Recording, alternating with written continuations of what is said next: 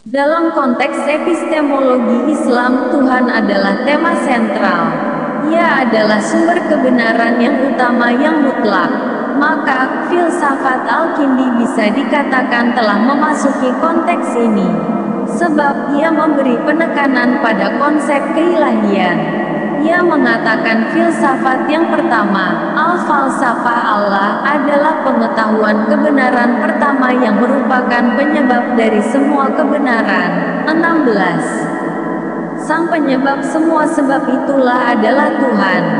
Dengan demikian, filsafat Al-Kindi adalah membahas soal Tuhan dan agama menjadi dasar filsafatnya. Dengan demikian, kerja filsafat yang dilakukan Al-Kindi adalah mengharmonisasi antara filsafat dan agama, bahwa antar keduanya tidak ada perbedaan yang kontras.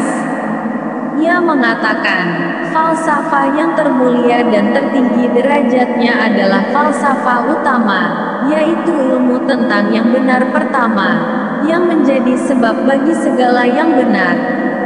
17. Hal ini yang membedakan dengan orientasi filsafat Aristoteles, bahwa filsafat adalah ilmu tentang wujud karena yang wujud memiliki kebenaran. Berarti, orientasi filsafat Al-Kindi adalah metafisik sedangkan Aristoteles adalah dibangun di atas teori fisika. Pemikiran Al-Kindi tentang konsep Tuhan. Tuhan menurut Al-Kindi adalah pencipta alam, bukan penggerak pertama. Tuhan itu esa, azali, ia unik.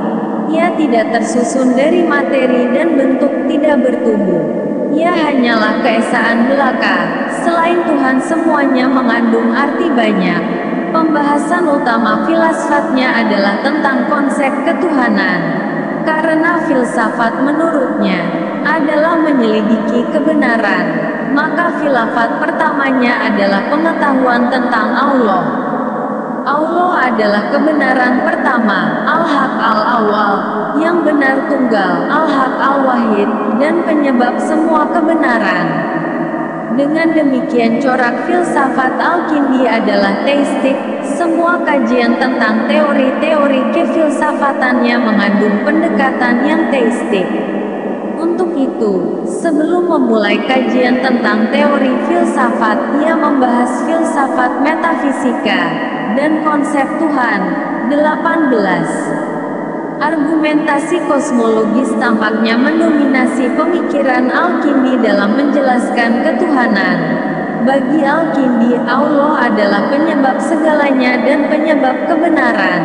Untuk mengatakan bahwa Allah adalah penyebab segala kebenaran adalah sama saja dengan mengatakan bahwa Allah adalah penyebab dari semua ini.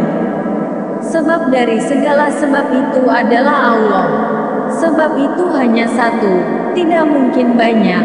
Alam semesta berjalan secara teratur atas dasar sebab zat yang satu. Sehingga konsep sentral dalam teologi filsafat pertamanya adalah tentang keesaan. Teologi filsafat Al-Kindi memiliki dua aspek utama.